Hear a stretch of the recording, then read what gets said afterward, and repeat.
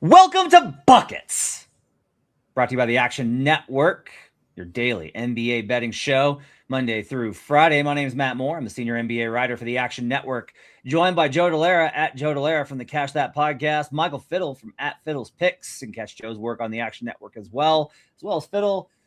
This is your Tuesday Best Bets episode for January 27th in the association. We'll give you best bet sides, totals, props, all the works, all the shenanigans, all the stuff you need to know to bet the NBA on Tuesday night. We go through it every single night here on youtube.com/the Action Network, as well as on Twitter. We do appreciate you guys being with us and join our community. Make sure to drop in, give us a like and subscribe. Also, drop us a comment. Let us know what your favorite bet is for the Tuesday slate. Everything we talk about today can be found in the award-winning Action Network app. You can find up the second information where the bets and money are coming in on, not only for the NBA, but all sports, including, of course, the NFL, where you can get in on the big game and where that line is at. And I had a spirited discussion in my group chat tonight with Brandon Anderson and Raheem Palmer about whether or not the line was accurate when it came out or is more accurate now, whereas the best line, all those types of things, and trying to convince Raheem Palmer that the team that looked like garbage against weak competition probably isn't that good, and Raheem's not buying it. So you can go check out his work over at The Ringer. But you can find all of our stuff in the Action Network app, including Sean Kerner's got a prop up already. He's already put out a prop out immediately on Sunday night for the big game, so make sure to check that out as well. With Action Pro, you get updates from Sean Kerner and Nick Giffen and Chris Raybon and Brandon Anderson and all those types of things. So make sure to check that out using code POD20 for an annual subscription, $20 off at actionnetwork.com/pro. We will do best bets for Tuesday. I do want to have a brief conversation because we've had a number of games canceled. There's been absolute havoc wreaked across the NBA landscape. All sorts of messiness. Grizzlies flew into town today. Mavericks and Bucks was completely scrapped. They got to reschedule that. Nuggets and Grizzlies was scrapped. They got to reschedule that. Everybody's trying to get in and out, and there's another storm coming this weekend. So I thought it'd be good to get the guys' perspective on how they kind of approach when this stuff goes haywire. Fiddle, as somebody that like covers the league nightly and does it and has been doing this a long time and have talked to players, I don't really adapt. I'm not like, ooh, big edge. It's like, is it good that they fly in at odd hours and get stuck on tarmacs? No. Does it prevent them from winning basketball games? No. Is there a quantifiable way to actually put a number on it? No.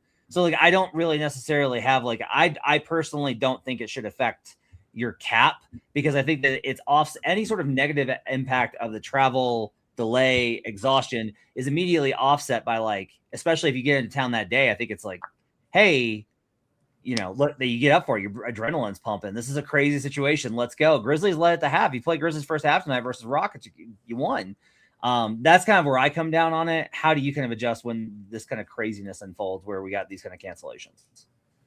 So I agree and disagree with some of the things you said. I'll start with what I disagree with, and that's that you can't quantify it. Now, what I agree with is I don't know how to quantify it. And so I'm on this ever looping quest to say, how did the market react and how did the market price this in? And then was that accurate? Is that reliable data? It happens infrequently. It's kind of hard to know in certain spots. There was one spot with the Mavericks traveling to Milwaukee where they were stuck de-icing the plane and they couldn't get there.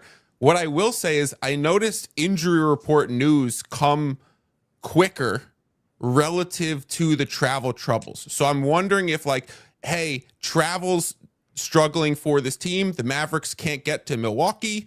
And then we got a quick, shortly after that, like, it's like they're not going to get there in time to go through their pregame warmups, to go through all the necessary P's and Q's and dotting your I's and crossing your T's and getting ready for the game. So Clay went downgraded to doubtful. Cooper Flagg went downgraded to doubtful. So do some teams, is it team tendency based? Is it league wide? Are they like saying, we don't want to risk our players not having a full warm up and getting hurt? So it's going to be D'Lo getting a lot of usage tonight, and Brandon Williams gonna take a lot of lion's share of the minutes, and maybe some guys don't play because the travel impacted their pregame routine. So there's that component to it. And then there's the flip side of it. Like you talked about the Grizzlies the Grizzlies would have been, and just to set the stage for everybody, the Grizzlies would have been playing in a second night of a back-to-back after having Denver at home yesterday and then Houston tonight on the road. So they would have been, the Grizzlies would have been a third game in 4 nights, second leg of a back-to-back with travel.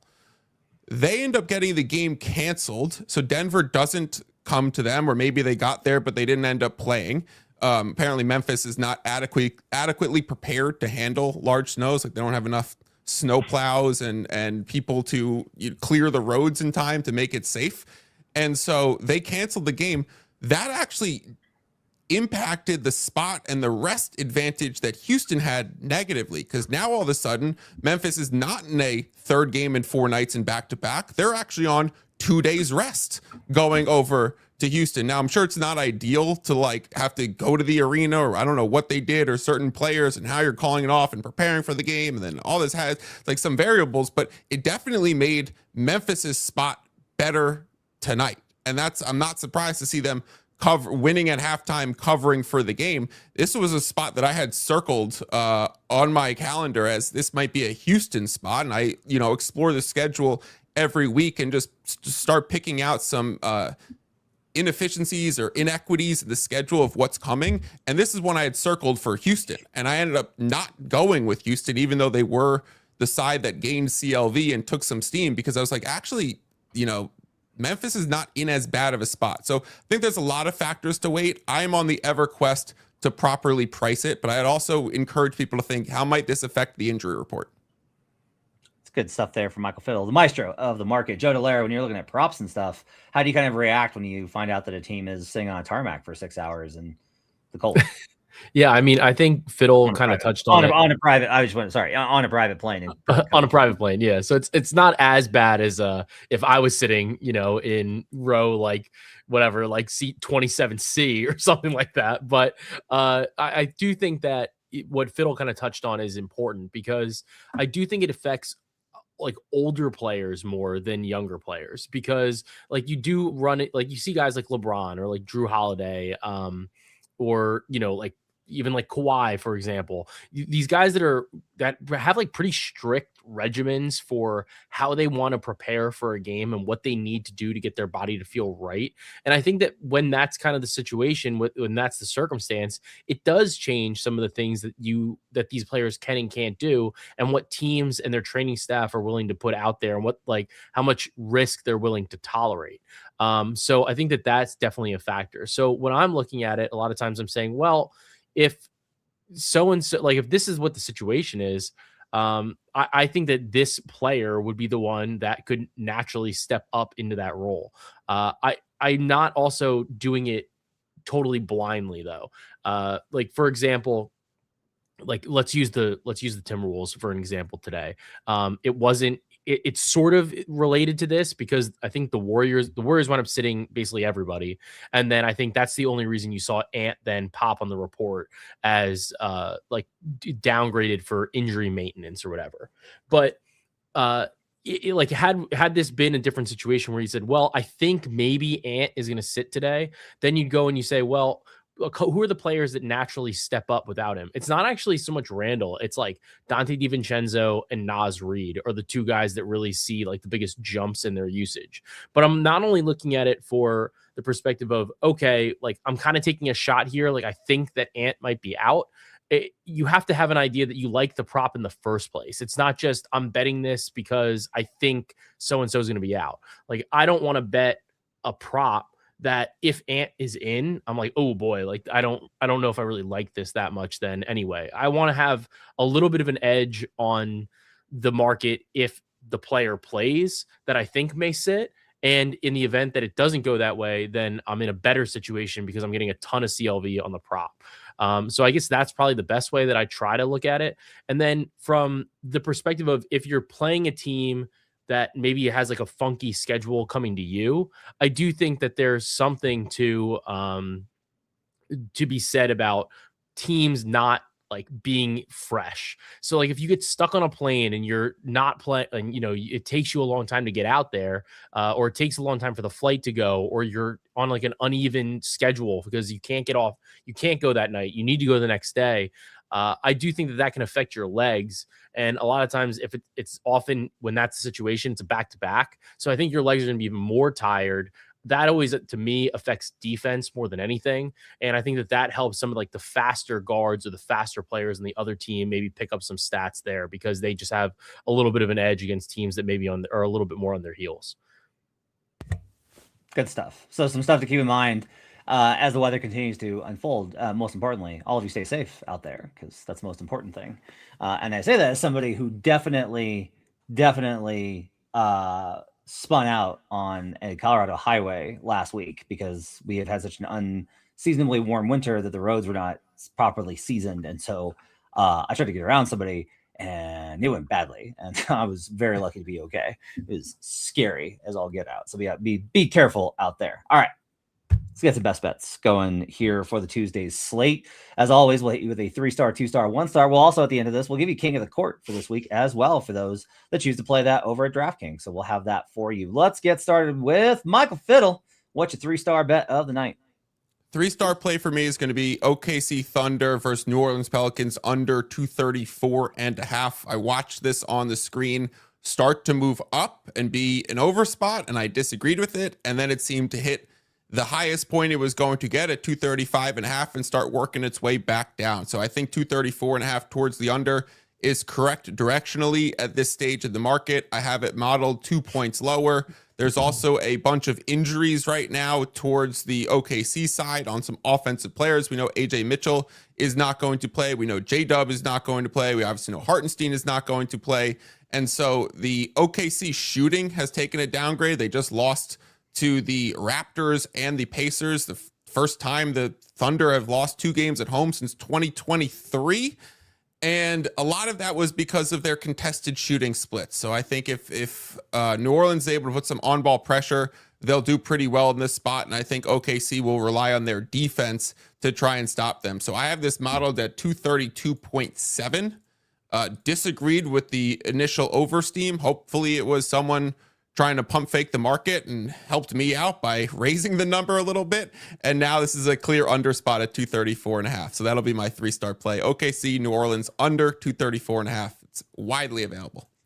Pelicans are one of my teams to watch for when they go under in the previous game. They tend to go over. That's 13-9 this season. However, 1, 2, 3, 4, 5 of the last 8 games, they've gone under after going under in the previous game. So they are, I think having various guys back, they're a little bit healthier. I think that when you do that, they're playing a little bit more serious and not as inexperienced in terms of the roster. I don't mind that.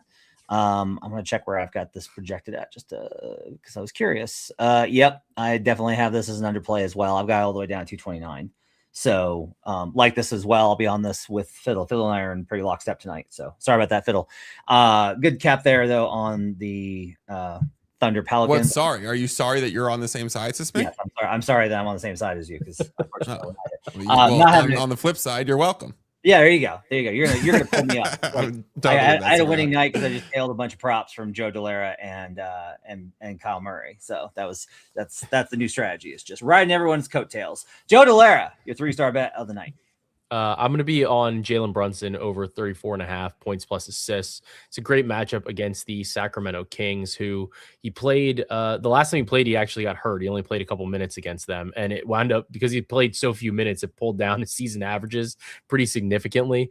If you exclude that game, he's averaging right about this number, 28 points, 6.2 assists per game on the season. And I think this is a great spot against the Kings. They actually have been playing pretty fast of late. Over their last 5 games, they're playing at a top 10 pace. So I think that's like a little something to keep an eye on. But they're not a strong defensive team. They allow a ton of points in the paint, not necessarily at the rim, but in that kind of floater area or, fadeaway spot that Brunson likes to get to. And they do tend to foul a lot. So it's another spot where Brunson can kind of take advantage here as well. So there's plenty of opportunity for him here. Plus, they allow assists. The defense is just abysmal for the Sacramento Kings. So there's a little bit of blowout concern here. But the way the Knicks have kind of been playing, I think that they want to be able to kind of get into a rhythm, get into a groove. And candidly, like when the Knicks are blowing teams out, a lot of it has to do with Brunson and how his play is. So I like the 34.5. And I think that he's able to have a good game. He's kind of He's actually played really well against the Kings over the past couple of seasons too. In his last, aside from the game where he just got hurt, the prior 3 games, 44, 46, 36 PA against the Kings. So a lot of assist potential in some of those games as well. So I'll grab over 34.5. Bing bong. Bing Next bong. pod. I also have Fix the Knicks from Dylan, but I will wait on that one for when they are Better than my dog barks in the background. When they are sadder. Oh, I like Bronny. Bronny's always welcome on the show, sir. I think she knows that when I'm live, she could start demanding treats because I'll just start throwing them to the hall. Whatever. Yeah, you gotta just deal with it. Okay. My 3-star bet of the night is going to be the Lakers Jazz over 232. Good old tried and true betting the Lakers overs. Always like these spots. I'm always very happy to bet the Lakers overs.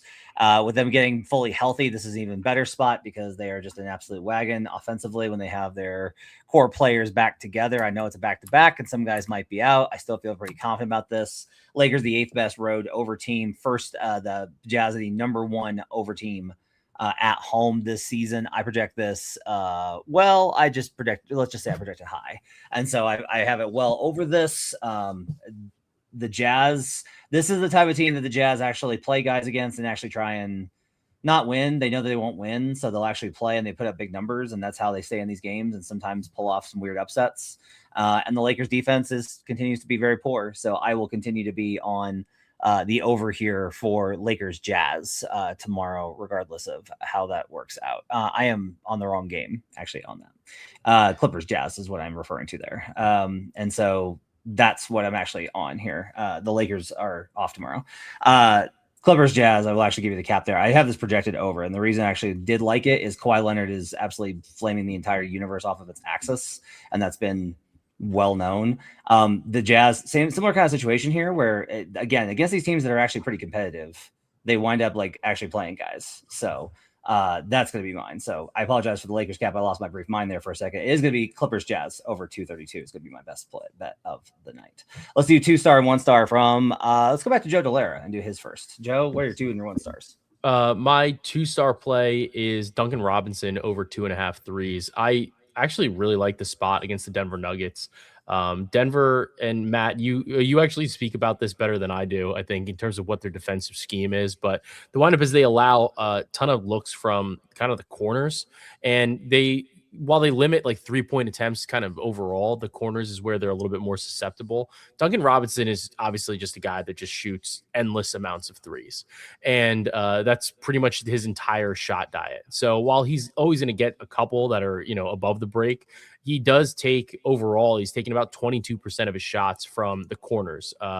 13% from one, 9% from the other. So I think it's a pretty good opportunity for him. Again, additionally, Denver, not necessarily great in some of these spot up situations.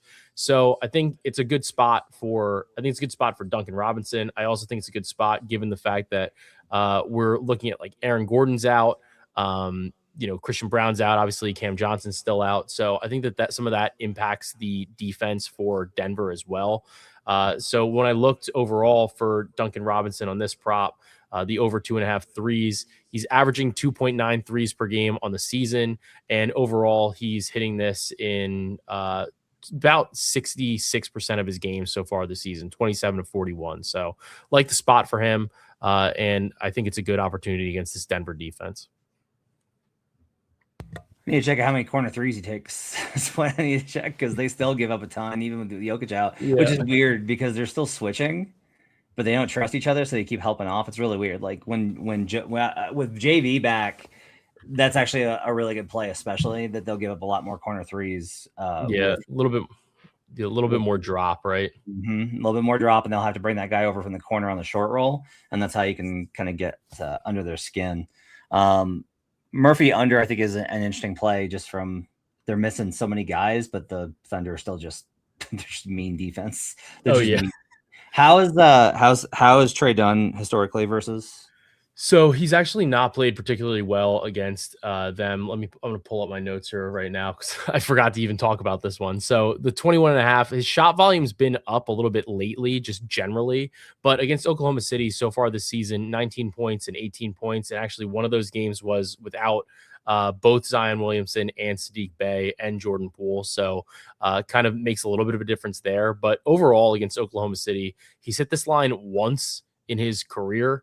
And he scored 23 points in that game. So I think that this is just a really tough matchup for him. I think it would be tougher if Jalen Williams was playing, obviously, but I think overall Oklahoma City's kind of able to deal with him not being there when you have guys like Lou Dort, Cason Wallace, obviously like Alex Caruso, etc. You are just Caruso's out anyway, but either way, they just have so many switchable kind of wings that I think it makes it a little bit more difficult for a guy like Trey Murphy to kind of score consistently.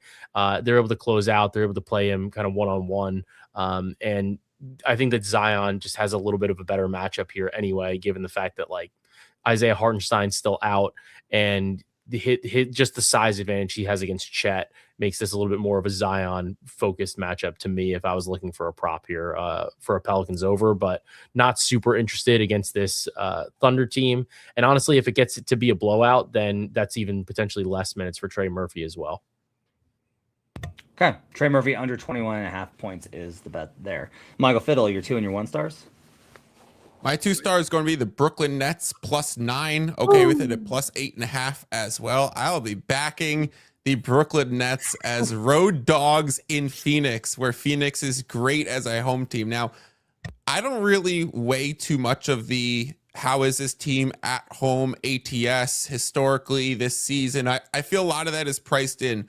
What is very hard to price in is when a lot of players have been either injured or and now are back, or have been playing and now are injured. So with the manual adjustments that I make with Booker out, Jalen Green in, Cam Thomas in because he's going to be playing, and MPJ in as well, I put this at 5.7 for the Suns. So that is pretty damn far for me to be off market here. I see the direction of market being +9.5 down to the +9s right now. So I think that's in line with it. And then if you refer to market ratings, it's difficult to do this with market ratings because market ratings are using a formula that's weighting more recent games heavier, but they're still using a collection of games. So like Booker being in the lineup 2 games ago, he still weighted into some market rating value. So this is a spot where I think this is going to be closer to around 7.5, 7. And I'll take the Nets. I understand it's a gross spot to be fading Phoenix at home with Brooklyn. But if we're getting +9, +8.5, and it's also a total at 212.5, that low, this is one of those spots where like maybe a very low total also correlates with taking the points here. So give me Brooklyn, and then I'll also sprinkle some on the money line. So if this is a 2-star play for me, if it's a full unit play, I'm putting like 65% on the spread and then about 35% on the money line. Okay. Before we get to your 1 star, are you okay if we get in the lab a little bit here? Okay. Yeah. So you said you made the claim that you think that most of the ATS home away splits are priced into the market. If that's true, then why do so many teams not wind up at 500 ATS across the course of the season? The Suns are 15-5 ATS at home this season. Margin of victory is 7.2. Their ATS differential is +5.8. If you are correct that this is priced in, wouldn't those numbers be within a possession especially by this point in the season? Like I can see him getting out to a huge run in the first, 15, 20 games. Right. Maybe the market's not properly priced on them as a team, and it's not necessarily home specific, and it's caught in a window where they are like at home for 5-6 games in a row, and you get that on your side. I would just say, like, for me, any 41 game sample set, because that's how many you'll play at home, is just too small of a sample to read too much into. And if we're using closing lines of previous games as like, that's for me the holy grail of using that information to price future games. And then also starting to weight in some real factor of what's happening. I generally use like a 20% this was real factor when something happens in the NBA. So like the Suns doing well at home, that'll start to impact my number, but I'll have to see it time and time again before I make it actually like flip something drastically. And so I come from the, like, there's a book, I forget which book it is, but it follows 4 different blackjack players, and they all have the exact same approach. It is like to a T. If you're have an 11 with the dealer showing a 7, this is what you're going to do every single time. You're going to do the exact same thing every time. And they followed them for like 20,000 hands. And there was some people who had like a 20% ROI positive, and other people who had like a minus 30% ROI. And so it's just a thing to show, hey, even in 20,000 of a sample size, there's still massive variance with the exact same approach. And so for 41, like I view like any one season as pretty small sample using every game. So I don't weight too much into it because some variance is going to happen both ways. I think you can definitely argue, however, that home provides a variable that the blackjack does not, which has to be accounted for. Like some teams genuinely do have like better vibes at home, or a player sleeps better when in particular impact player, or it's as simple as a role player. And the Suns, the realness factor for the Suns is their like practice facilities are immaculate since Ishbia took over and redid everything. And the same thing's true for the Phoenix Mercury.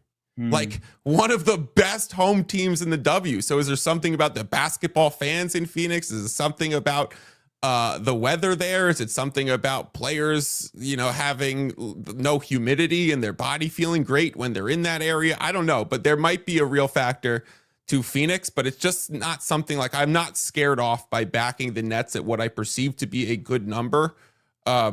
With Phoenix being 15-5 at home, but I know that's there. At least I'm aware it's there, right?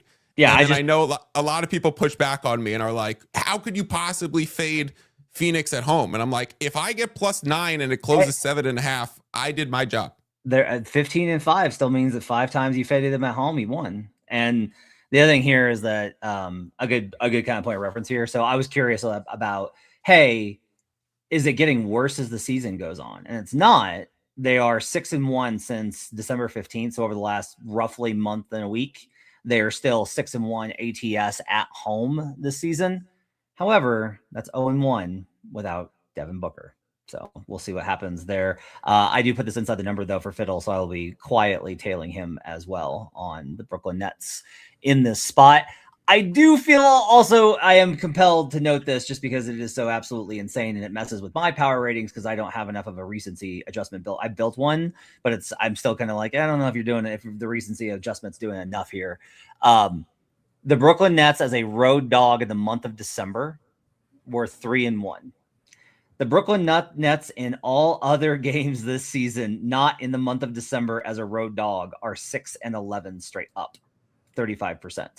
With a minus 4.9 spread differential. Breaking news. The Nets are tanking their fucking faces off. They gave Jordi Fernandez 1 month to be like, go get yourself some wins for Christmas, little buddy. Go get some wins. And then that ended and they're like, back to the mines. Get back in there and lose us some games. Should be an interesting one. Your 1 star bet of the night is a prop, Fiddle.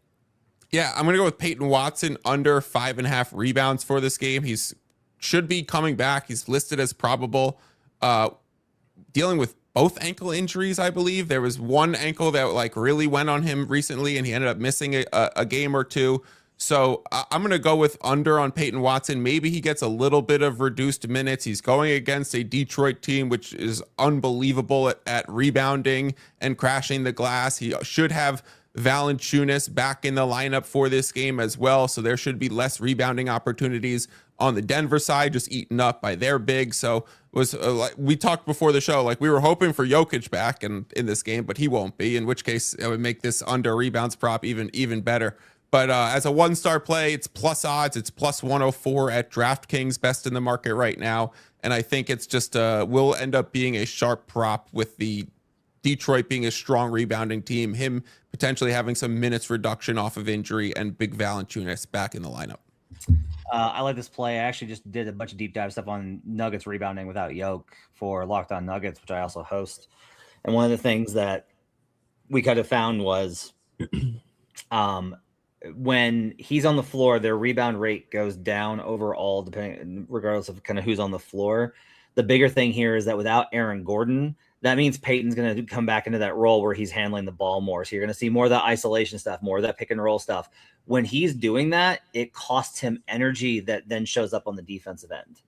And so Peyton it's not that Peyton's like not caring about defense. You literally do not have, these guys have to learn how to pace themselves energy wise, offense, defense.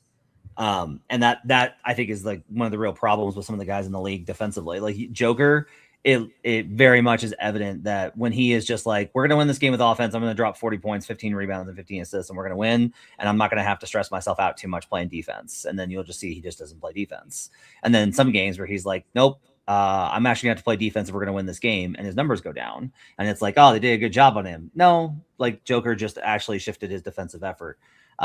But the rebounding side definitely think impacts Peyton Watson. Without Aaron Gordon, he will handle the ball more. And so I think his effort will be down. So I like this play Peyton Watson under 5.5 rebounds for 50. Matt, do you think that this causes like a Bruce Brown increase in rebounding responsibilities? Because I wonder, like, when you get this nuance with the basketball angle, which is what you're great at and probably what I miss in some of my handicapping, there's probably a nice way to play like Peyton Watson under rebounds and Bruce Brown's over rebounds in some parlay. I don't know if that's the combination of lines. I was just looking at it right now, and there's probably somebody, but I'd have to take a look at it. The problem is like they really do struggle. Their guards don't rebound.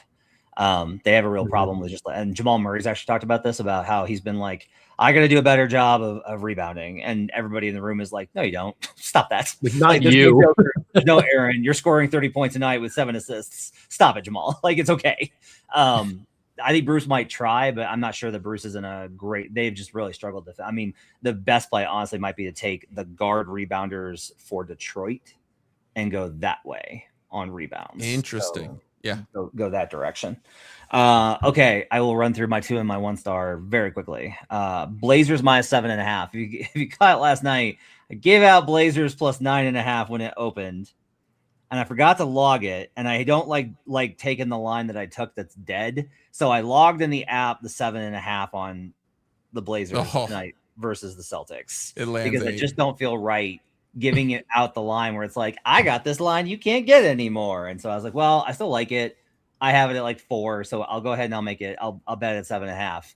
Yeah, it landed 8, so that hurt badly. But at least I did bet the 9, so good for me, I guess. Sorry.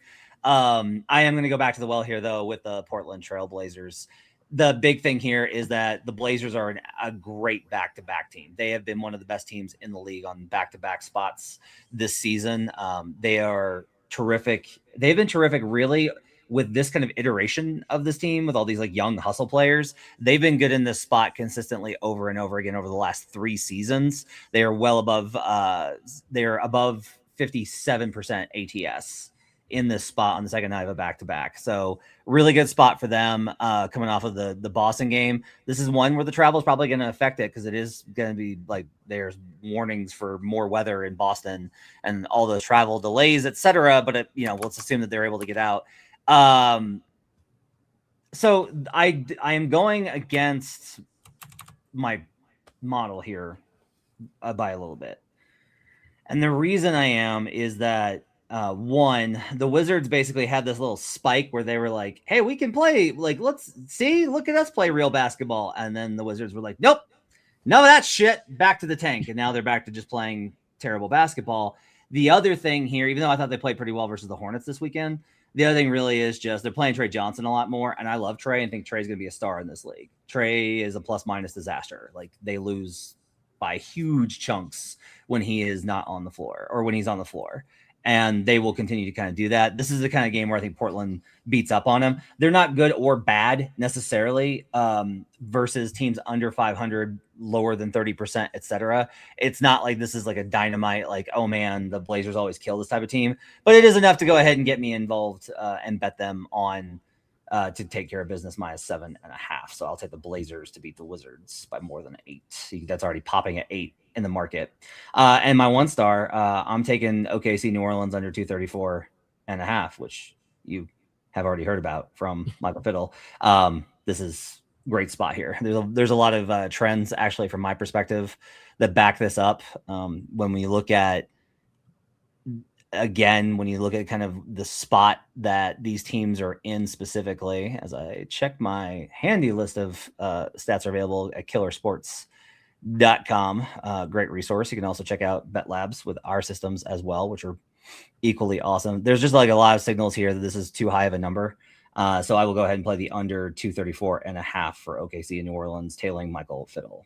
Those are our best bets on the night. Let's talk about King of the Court as a reminder for how this works. King of the Court over DraftKings. If you opt in and then you play any prop on a player and that player leads the league that night in points, rebounds, and assists, you get a share of bonus bets.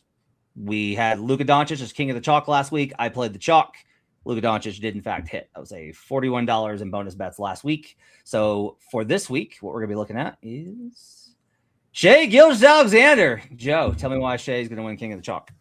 I mean, if you just look at his PRA total, he's got the highest total on the board, and the matchup is great. It's a pretty soft matchup against this Pelicans defense. So if New Orleans is able to keep it close enough, then I think Shai's going to be able to rack up the PRA in what is a pretty good matchup for him. So you got to go with him. He's always got such a consistent floor for the scoring, which really helps him in this prop or, in this type of PRA contest. Our king of value is going to be Cade Cunningham. Fiddle, do you think he's going to be able to put up enough versus the Nuggets, considering how slow they play? The combination of how slow they play and Cade's wrist has not seemed right recently. His shooting hasn't been there, even though he's playing, but he just has such a high usage. He needs to be somewhat considered for value in a slate where SGA and Brunson and Embiid and Kawhi are playing. Like, if people are deviating off Cade because of some of his recent stats, this is probably a good spot to rebuy him in the market. Okay. And then our king of funds, Joel Embiid, which Fiddle was giggling at before we did this. Why were you giggling at this idea, Fiddle? Because I love it. He played 46 minutes the other night. Like, Joel is back. He dropped 38 points. He's had a triple-double recently. Love this Joel Embiid play. And I also think that the Bucks are running Maxey a little bit into the ground, right? I mean, the Bucks, the Sixers they're going against the Bucks, are running Maxey a little bit into the ground, where maybe I don't expect Maxey to be out or anything, but maybe some of the usage increases for Joel in this spot as well. Joe, you have thoughts on Embiid? He's just been an absolute freak. And, he didn't play today against Charlotte. So he should be the guy that's most rested realistically for Philadelphia. So really think it's just a good opportunity there. And when Joe is crushing, he's a lot of fun to watch. All right. Those are your plays. King of Chalk is SGA. King of Value is Cade. And the King of Fun is Joel Embiid. Our best bets for Tuesday in the association. Joe Dellera's got Jalen Brunson over 34.5 PA, Bing Bong. Duncan Robinson over 2.5 3-pointers. Trey Murphy under 21.5 points. Fiddle's got OKC New Orleans under 234.5 as his 3-star. That's my 1-star. Brooklyn Nets +9 and on the money line. Peyton Watson under 5.5 rebounds. I've got the Clippers Utah over 232 and Portland Trailblazers -7.5. It's going to do it for Buckets. Appreciate you guys being with us. Thanks to David Payne, our producer. We will see you guys again tomorrow night for more best bets for the Wednesday slate. Make sure to drop us a like and subscribe on YouTube or give us a 5-star rating on podcasts. We'll see you guys again tomorrow. Until then, let's get buckets.